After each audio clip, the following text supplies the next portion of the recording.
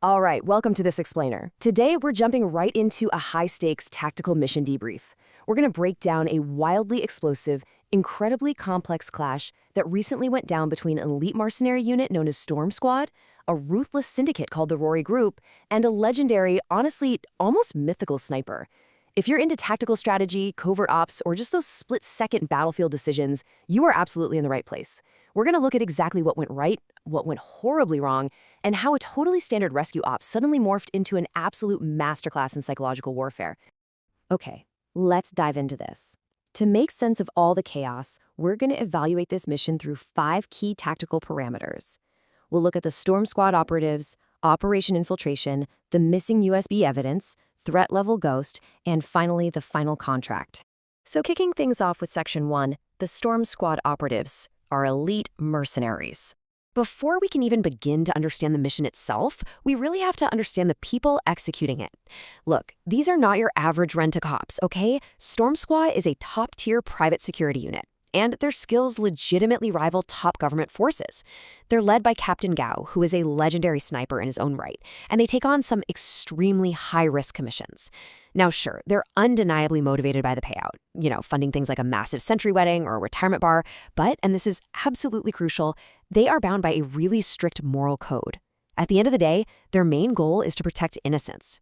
Their battlefield philosophy is actually summed up perfectly by this quote. It's simple, but man, it's brutal. Kill a person, save a carload of people. That was actually spoken out in the field when a hostile was using a human shield. It perfectly captures the gritty, split-second tactical choices they constantly face. I mean, they operate in this really murky gray area where aiming for absolute moral purity just gets hostages killed. It's a harsh reminder of how extreme environments force some seriously devastating practical decisions. So here's where things start to get really messy. You have to understand the completely conflicting directives they were suddenly hit with. Storm Squad was originally hired for a straightforward hostage rescue. Just extract innocent people out of the Rory Group's territory. Easy enough, right? But right in the middle of the exfiltration, their government handlers completely changed the parameters on them. Out of nowhere, they were tasked with securing highly classified government evidence that proved corrupt transactions.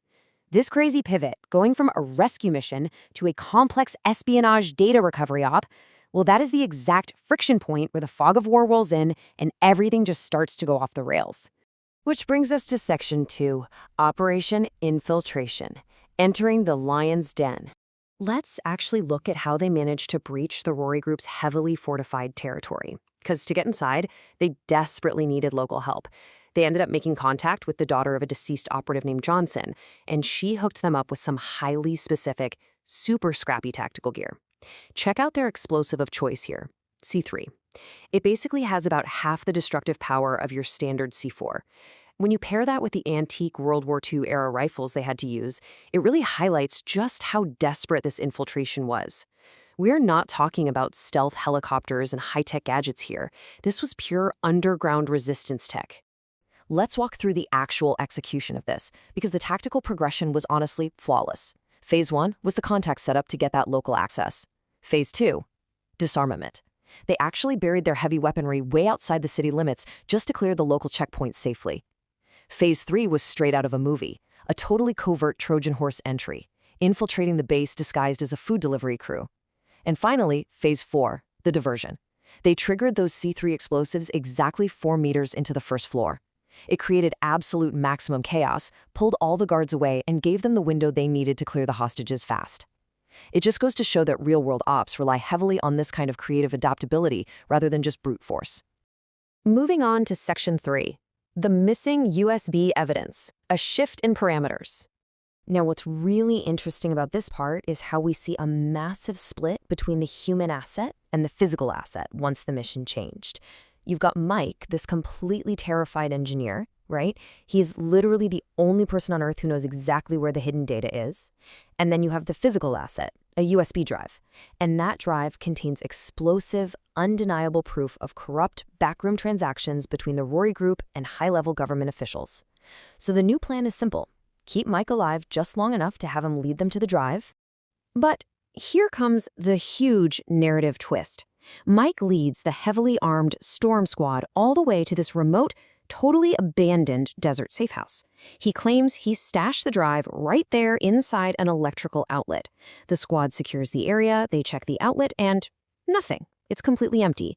The USB drive simply vanished without a trace before they could even get their hands on it. The craziest part? The squad had maintained total physical control of the perimeter the entire time. I mean, nobody came in, nobody went out. So how does the single most important piece of evidence in the world just magically disappear? Let's find out in Section 4. Threat Level Ghost, the Invisible Sniper. To answer how that drive vanished into thin air, we really have to introduce the ultimate antagonist of this story, an operative known only as Ghost. This guy is widely ranked as the #1 sniper in the entire world. In fact, local legend literally says that everyone who has ever seen his face is dead. During the exfiltration, Captain Gao actually realized they had tripped a warning perimeter a mind-boggling 5 kilometers away. Ghost was out there, tracking them from a totally impossible distance. But here's the kicker. His absolute greatest weapon wasn't even his rifle. No, it was his total mastery of disguise and psychological manipulation. Let's break down the terrifying reality of exactly how he pulled this off, step by step. Step 1, Ghost somehow beat Storm Squad to the compound and actually disguised himself as Mike the engineer. Step 2, using pure, unadulterated psychological manipulation, he played the helpless victim perfectly, begging the squad for protection. Step 3, once they got him inside that safe house, he used the distraction of the moment to secretly pocket the USB drive right out of the outlet, right under their noses. And step 4, when a secondary assault hit the safe house, he just vanished into the chaos. The squad realized way too late that they had literally been escorting the enemy the entire time. It's an absolutely chilling lesson on how social engineering and a little deception can completely neutralize overwhelming firepower. And that leads us to Section 5, the final contract, a suicidal mission. So this brings us right to the bloody aftermath. Agent Leo from the Zabalania Secret Service steps into the picture. Now, local authorities did manage to seize the Rory Group headquarters, but the top bosses, they escaped. And they took Ghost and the USB drive with them. So Agent Leo offers this utterly devastated Storm Squad a brand new contract, a cool $1 million down payment if they agree to re-infiltrate the Rory Group, track down the actual real Mike who is somehow still in captivity, secure that evidence once and for all, and eliminate Ghost.